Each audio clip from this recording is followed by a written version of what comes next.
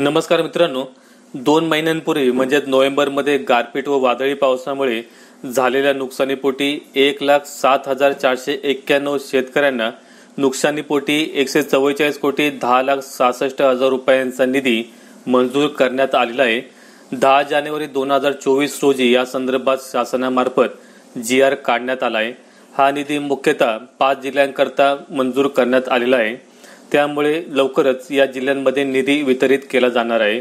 कोणत्या जिल्ह्यांसाठी हा निधी मंजूर झालेला आहे, कोणत्या जिल्ह्यातील किती शेतकऱ्यांना नुकसान भरपाई मिळणार आहे हे आपण या व्हिडिओच्या माध्यमातून पाहणार आहोत, म्हणून व्हिडिओ शेवटपर्यंत पाहत राहा। नोव्हेंबरमध्ये झालेल्या जोरदार पावसाचा शेतकऱ्यांना मोठा फटका बसला होता।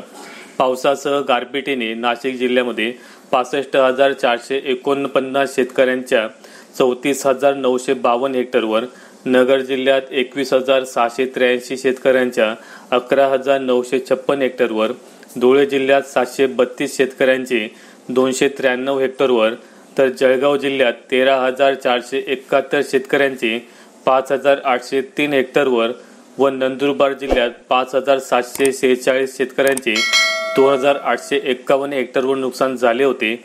या पावसामुळे फळबागा, कांदा, द्राक्षांसह रब्बी पिकांचे मोठे नुकसान झाले होते। चारा पिकांचे नुकसान झाल्यामुळे नुकसानग्रस्त भागात प्रशासनाने तात्पुरत्या स्वरूपात जनावरांना चारा उपलब्ध करून दिला होता।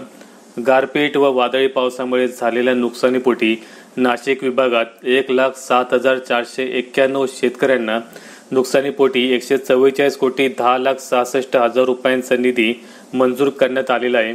नगर जिल्ह्यात पारनेर तालुक्याला पाऊस व गारपिटीचा मोठा फटका बसला होता, मात्र नुकसान भरपाई देण्याकडे प्रशासन दुर्लक्ष करत असल्याचा आरोप करत पारनेरमधील सांगवी सूर्या परिसरातील नुकसानग्रस्त शेतकऱ्यांनी उपोषण केले होते। अखेर नगरसह नाशिक विभागातील नुकसानग्रस्तांसाठी आर्थिक मदत मंजूर करण्यात आली आहे।